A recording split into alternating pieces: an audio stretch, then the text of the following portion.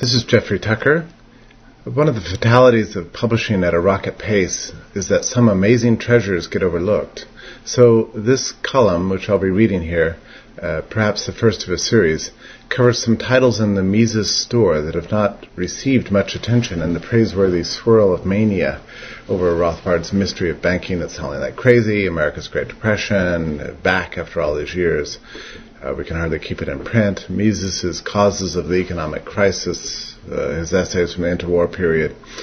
All these titles speak directly to the moment. But I'd like to discuss some other books.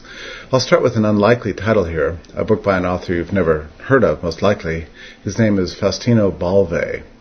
He was from Mexico, a working economist whose intellectual life was changed completely when Mises himself visited the country and lectured. Mises and Balve carried on an extensive correspondence after, and Balve continued to read and correspond for years.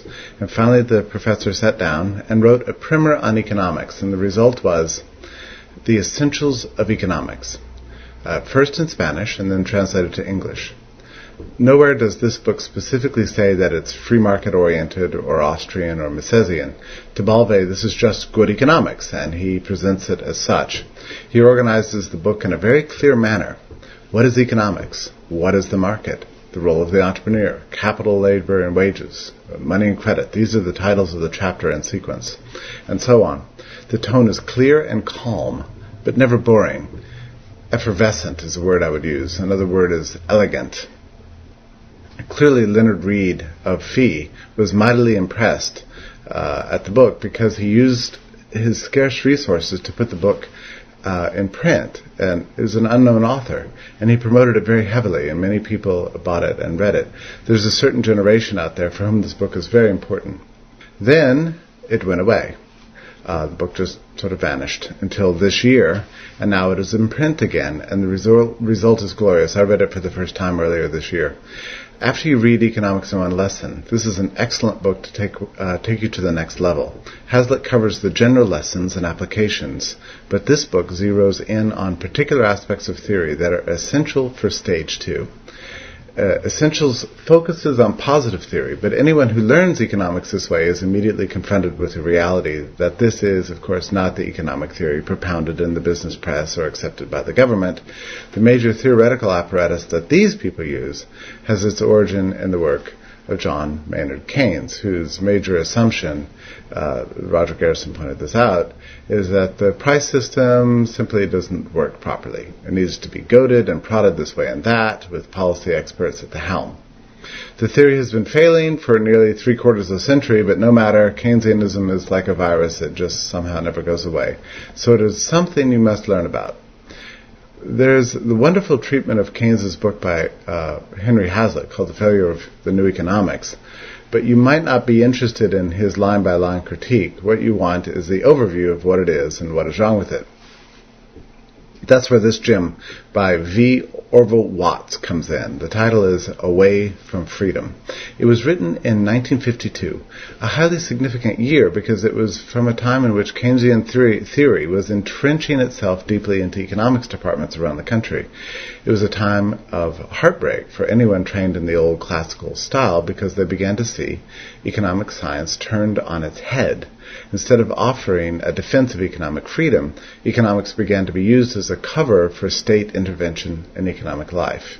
Instead of telling government officials what is not possible, the things they don't want to hear, economists were suddenly urging the state to do more, a departure from centuries of progress in the science. Professor Watts took his PhD from Harvard in what Rothbard called a nobler era, right? And taught in the Ivy League circuit for years before moving to the Los Angeles Chamber of Commerce. He was recruited by Leonard Read, and he followed Leonard Read to Fee. He wrote this while at Fee. It burns with an anti-Keynesian passion, for he is ever aware of the implications of the theory being propounded in college classrooms. It meant, quite simply, the end of economic freedom.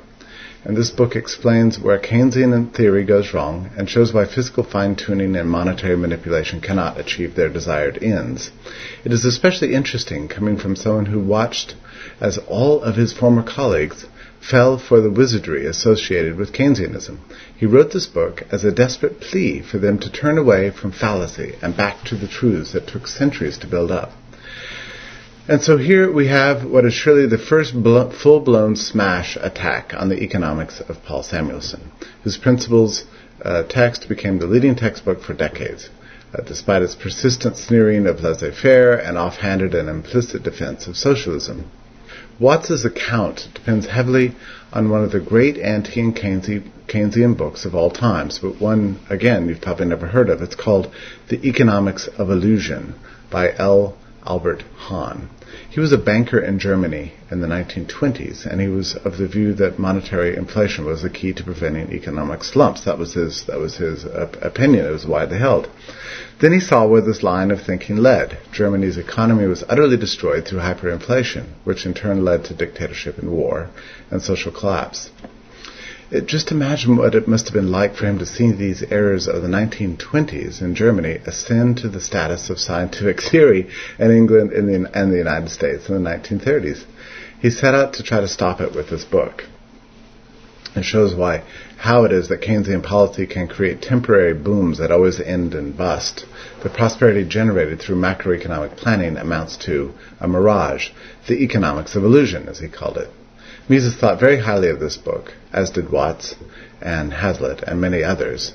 It was hugely influential in creating the anti-Keynesian backlash, a true foundational text, one that ironically appeared in English the same year as Mises's Human Action, and perhaps that is why it has been overlooked. It's hard to say, but Joseph Salerno confirmed my sense of the book's importance. It turns out to have had a big influence on his thinking as well.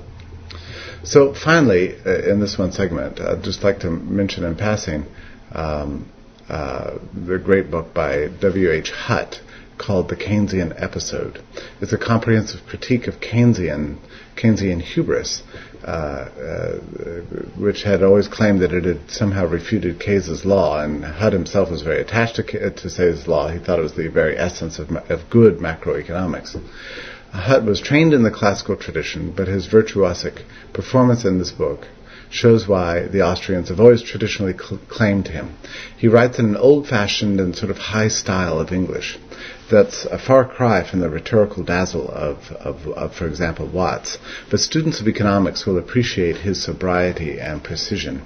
Well, that's all the books I'm going to cover for now. They're all available at the Mises store. You can go to Mises.org and just click on store and have a look at them. They're rare books, or at least they were once rare. Now they're all available again, and it seems like a good time to brush up on all of their lessons.